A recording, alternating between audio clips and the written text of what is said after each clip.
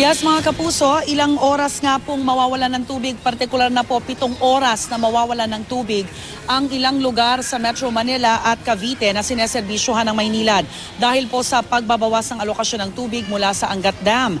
Ipapatupad ang water interruption sa 900 barangay simula mamayang alas 9 ng gabi hanggang alas 4 ng madaling araw. Kabilang po sa mga lugar na maapektuhan ay ang mga lungsod ng Caloocan, Makati, Malabon, Maynila, Las Piñas, Muntinlupa, Navotas, Parañaque, Pasay, Quezon City at Valenzuela.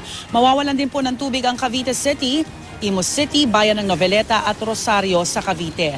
Magpapatupad naman ng pressure reduction sa tubig ang Manila Water simula sa Lunes. Mula alas 10 ng gabi hanggang alas 5 po yan ng umaga. Mahigit 160 barangay ang maapektuhan nito. Pero sa ngayon mga kapuso, wala pa silang inilabas na listahan ng mga lugar dahil patuloy pa nila itong pinag-aaralan. Samantala, binatikos naman ng grupong National Coalition of Filipino Consumers ang pagpapatupad nitong water interruption ng Maynilad. Anila, ngayon pa raw mawawala ng tubig kung kailan nararanasan ang El Nino. Dapat naisip daw ng Maynilad na mas marami ang kumokonsumo ng tubig dahil sa mainit na panahon. Obligasyon daw nito na maglaan ng emergency water station sa mga apektadong lugar.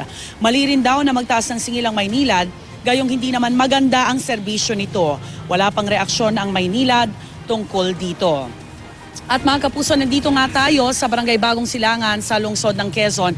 Area 5, no, kung saan isa po ito sa lubhang maapektuhan ng water service interruption ng Maynilad na magaganap po mamayang alas 9 ng gabi hanggang alas 4 ng madaling araw bukas, na kumukhang magiging kalbaryo na po ito ng ating mga kababayan araw-araw sa buong buwan ng Setyembre at maaaring ma-extend pa, no, dahil nga sa ginagawa nating pagtitipid ng tubig na nanggagaling po sa Angat Dam. Ang normal po kasi ay 43 cubic meters per second ang inilalabas po ng Angat Dam papuntang MWSS. Pero sa ngayon po, 38 cubic meters per second na lamang po ang inilalabas mula sa Angat Dam. Sa kasalukuyan, no, nakikita nyo naman, katulong po ang mga tauhan ng Bureau of Fire Protection ng Quezon City. Nakapila na po ang ating mga kababayan, ang kanilang mga balde, at unti-unti pong pinupuno ng mga tauhan po ng BFP ito pong mga balde at timba ng ating mga kababayan dahil nga pinaghahandaan nila itong pagkawala ng tubig mamayang gabi. Alam nyo, may mga pumupunta nga daw kasi dito ng mga truck ng tubig na nagbebenta.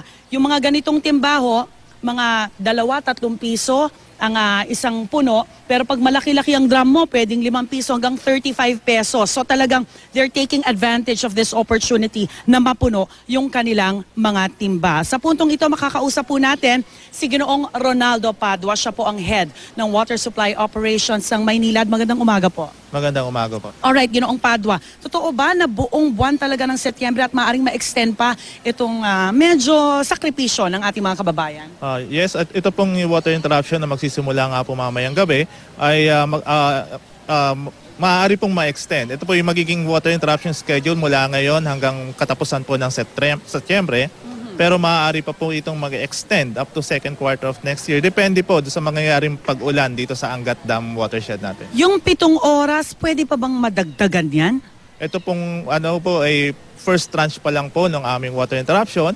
Posible pong madagdagan yung oras at posible rin pong madagdagan yung affected water customers namin. Okay. Kung mawawala ng tubig, anong ayuda ang pwedeng gawin ng Maynilad? Meron ba kayong mga water tanks na pwedeng ipadala dito sa mga lugar na mawawalan ng tubig? Okay. Kung titignan naman po natin yung water interruption in schedule namin is between 9 p.m. to 4 a.m. lamang. Okay. Itinapat po namin talaga dun sa oras na supposed to be medyo tulog na po yung mga tao.